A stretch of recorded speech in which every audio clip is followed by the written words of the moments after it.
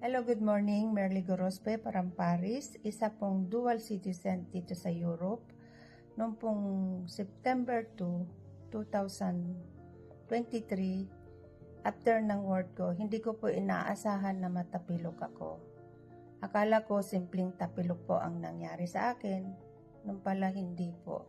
Nagdulot ng pamamaga ng aking paa. At ayun nga po, nagpunta po ako sa emergency clinic at para ipakita yung paa ko. Sinabi po ng doktor na kailangan ipahinga ko at inutusan po akong magpa-x-ray. Na-x-ray po yung paa ko, sabi ng doktor, pinabili niya ako ng saklay at sabi niya magpahinga ako ng 1 week. Habang nagpapahinga po ako, nag-message po ako agad sa OBI kasi nga po kumuha po ako ng